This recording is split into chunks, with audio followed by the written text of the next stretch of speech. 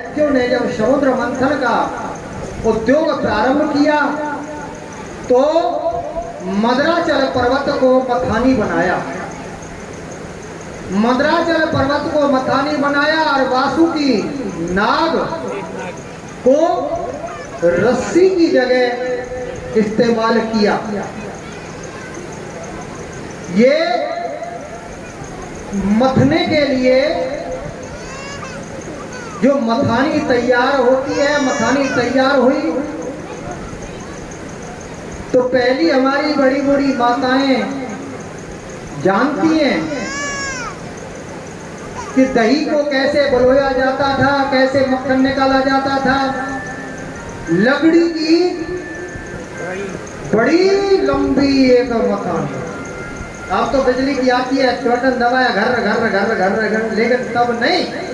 इतना मोटा उसमें बोंदा, इतना मोटा जो है एक चपटिया बोलते हैं, चिकना घड़ा होता था, इतना ज्यादा गोल नहीं, फैला हुआ था थोड़ा सा है। उसमें दही खूब दूध होता था, दही होती थी, तो उसको भर करके और माता बैठ जाती थी पीढ़े पे। पीढ़ा है, पाटड़ा, पीढ़ा और मथानी रस्सी होती थी, लगी होती थी और दो कुंदे होते थे। उस कुंदे में उसको अटकाया जाता था और मटकी के अंदर उस मथानी को, लकड़ी की मथानी को डाला जाता था और फिर होता था लंबे लंबे हाथों उसको करके और उसको मथा जाता था और तब फिर हाथ से फिर टिंडी का घी में उछाला जाता था। बोलो जैसे।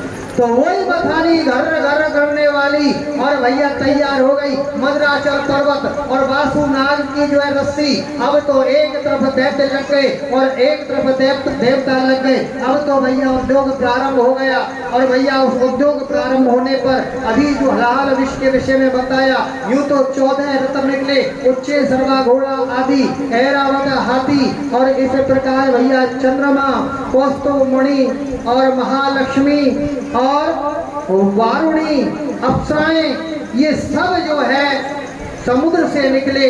लेकिन जो 3 अवतार हुए भैया, उनमें से जो अवतार है कच्छप अवतार, जो प्रथम अवतार इसलिए धारण करना पड़ा कि वह मद्राचल पर्वत जब उद्योग प्रारंभ हुआ, मथानी के रूप में उसको ऐसे ऐसे चलाने लगे तो वह समुद्र में जाने लगा। उस समुद्र को रोकने के लिए भगवान एक बहुत बड़े आकार का कछुआ बन करके आ गए, कच्छप बन करके आ गए और उस विशाल काय कच्छप ने अपनी जो कमर को, अपनी पीठ को उस मद्राचल पर्वत के नीचे लगा लिया, जिसके कारण वह मद्राचल पर्वत रुक गया और समुद्र मंथन संभव हो सका। बोलो कच्छप भगवान की जय।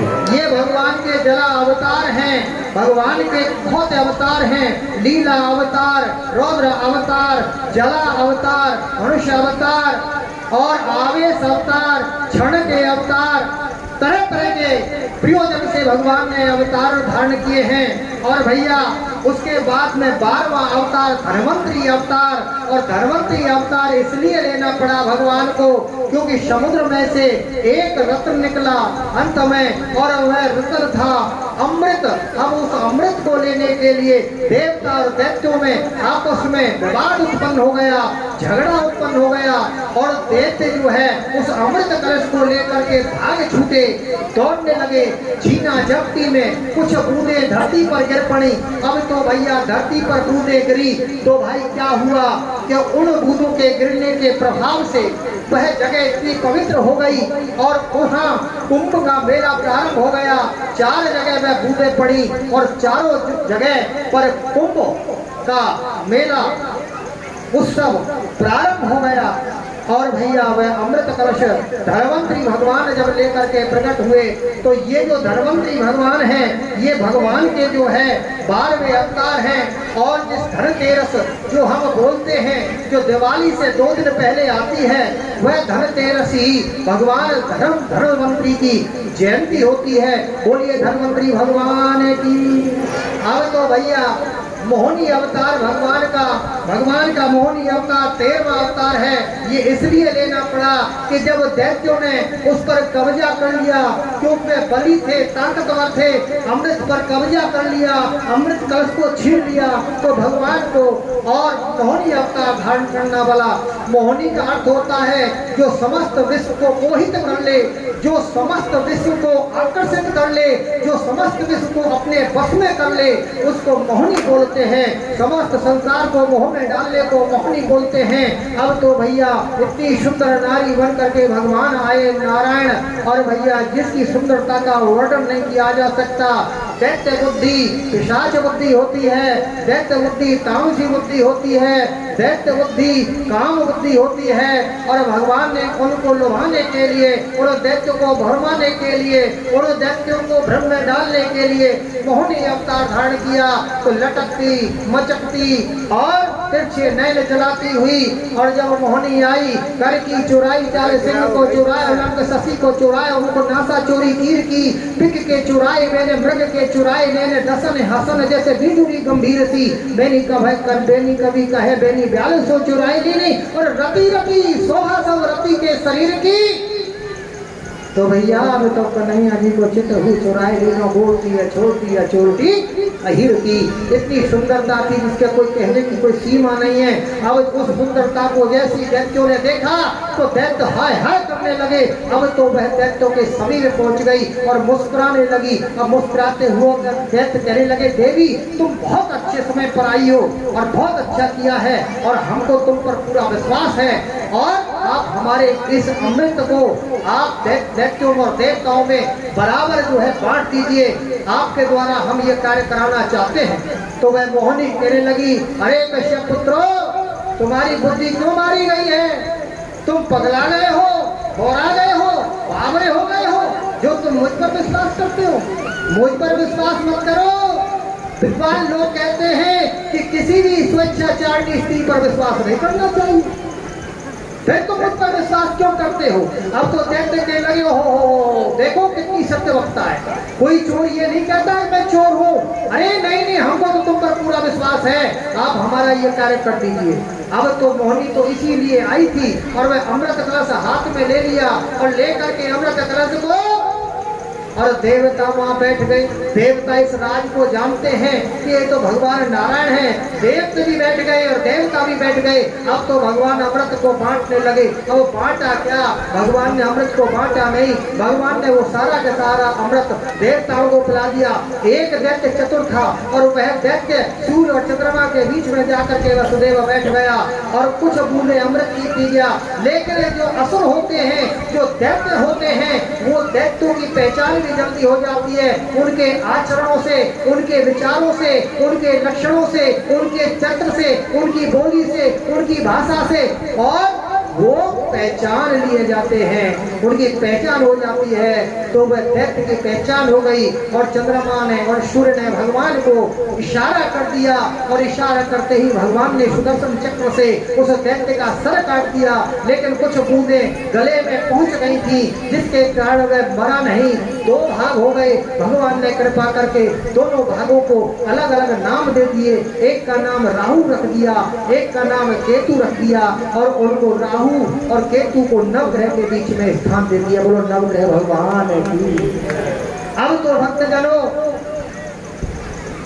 ये जब लीला हो गई तो यहाँ शंका उत्पन्न हो गई। विद्वान लोग कहने लगे कि भगवान तो समदर्शी होते हैं, भगवान के तो दोनों आंखों में देवता और दैत्य बराबर होने चाहिए, समदर्शी होने चाहिए। फिर प्रयत्न तो दोनों ने मिलकर के किया था, परिश्रम तो देवताओं ने और दैत्य ने दोनों ने मिलकर के किया था। फिर अमृत के हकदार केवल देवता ही कैसे हो गए? ये तो अन्याय हो गया। भगवान कभी अन्याय नहीं करते, भगवान हमेशा न्याय करते हैं, भगवान हमेशा बराबर करते हैं। भगवान ने अमृत पिला करके देवता और दैत्यों को बराबर किया। क्यों किया? कैसे किया?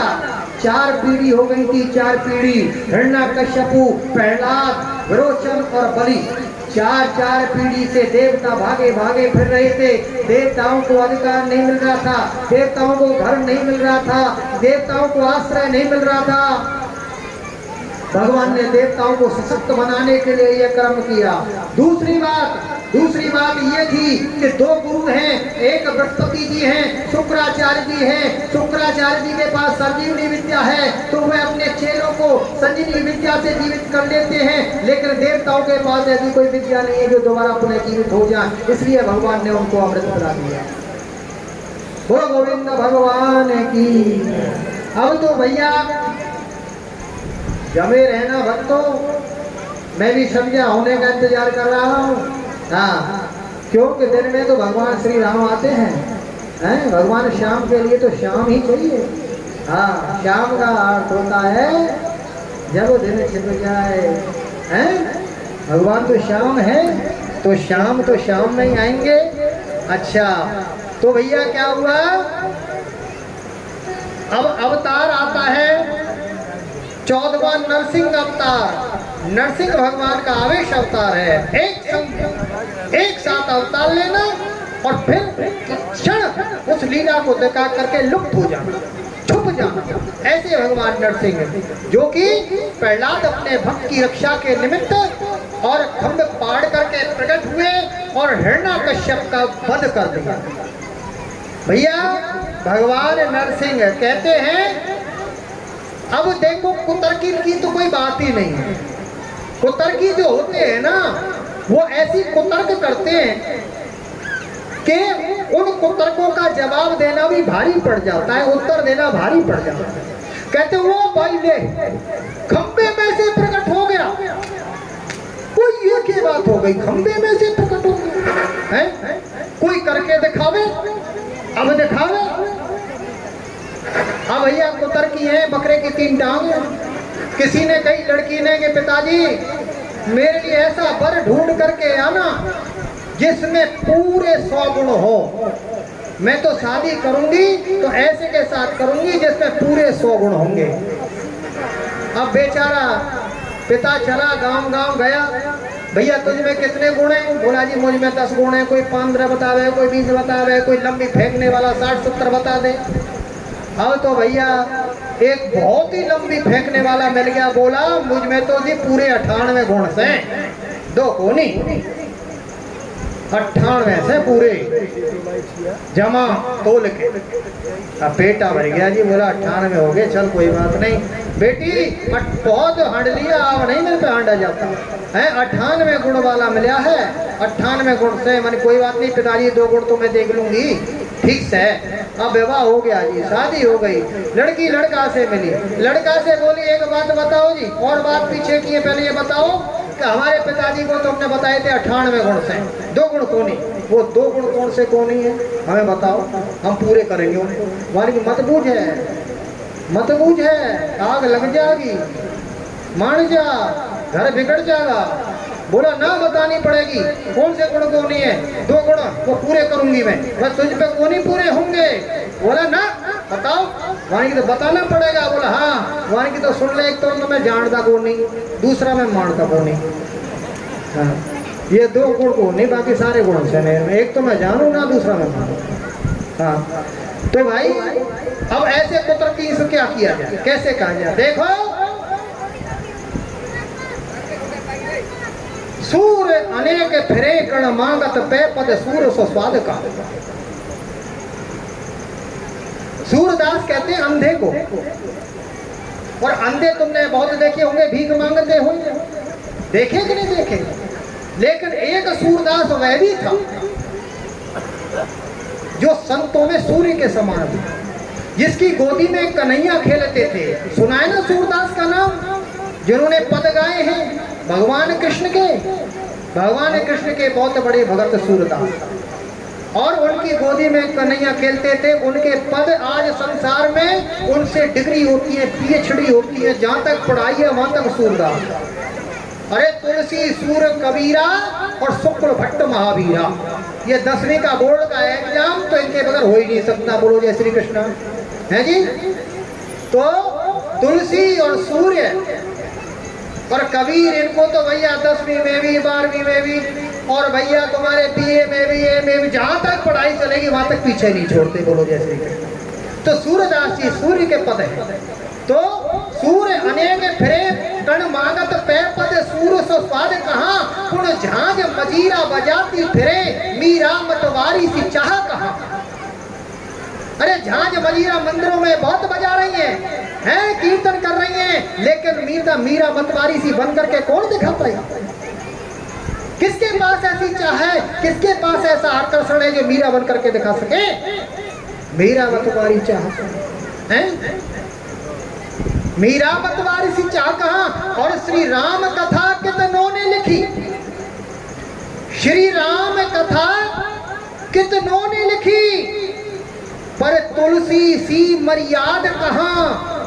लेकिन तुलसी जैसी मर्यादा, जिस मर्यादा के साथ में तुलसी ने रामचरितमानस को लिखा, ऐसी मर्यादा कहीं अन्यत्र देखने की किसी काव्य में देखने को नहीं मिलती, किसी ग्रंथ में देखने को नहीं मिलती। फिर पुरमेश दोबारा से सुनिए, सूर्य अनेक फिरे कण मागत पै पद सूर सो स्वाद कहाँ, पुन झांझ मजीरा बजाती फिरे पर मीरा मतवारी सी चाह कहाँ। श्री राम कथा कितनों ने लिखी, पर तुलसी सी मर्याद कहाँ। और नरसिंह बसे हरि खंबन में, पर काढ़न को पहलाद कहाँ। बोलो जय श्री कृष्ण। अरे नरसिंह तो हर खंभ में, पर काढ़ने के लिए तो पहलाद चाहिएगा। बोलो भैया जय श्री कृष्ण। है तो नरसिंह अवतार हुआ, और भैया नरसिंह अवतार के बाद में 15वां अवतार वामन अवतार हुआ। बुलाओ वामन भगवान जी को, खाने दो। अभी वामन भगवान आपके समक्ष आएंगे भैया। और वामन भगवान राजा बलि के द्वारे पर गए। कथा तो बहुत बड़ी है, कथा तो बहुत विस्तार की है, परंतु समय का अभाव है। और देखो जी, मैंने तो कथाएं आपको सत्य बताऊं, 4-4.5 घंटे से नीचे तो मेरी कथा होती नहीं। लेकिन एक बार तो ऐसा अवसर आया, भवानी खेड़ा में कथा हो रही थी, और आप विश्वास करें, मैं सही 6 घंटे में और मंच से उतरा था नीचे। और 6 घंटे तक जैसे पत्थर की मूर्ति होती है, पत्थर की मूर्ति की तरह बैठ करके एक आसन से मैंने कथा की। तो भक्तजनों, हम तो भगवान की दे गोविंद की कृपा से खूब बड़ी कथा कर सकते हैं, लेकिन ये भगवान जो है मेरे द्वार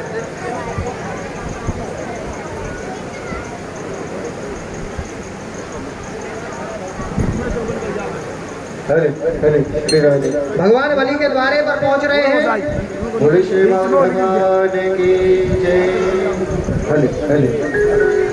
हो तेरे द्वार खड़ा भगवान, भगत भर दे रे झोली, भगत भर दे रे झोली, भगत भर दे रे झोली। तेरे द्वार खड़ा भगवान, भगत भर दे भर दे रे झोली। तेरा होगा बड़ा एहसान, तेरा होगा बड़ा एहसान, तेरा होगा बड़ा एहसान, तेरा होगा बड़ा एहसान। तेरी जुग जुग रहेगी शान, भगत भर दे रे झोली, भगत भर दे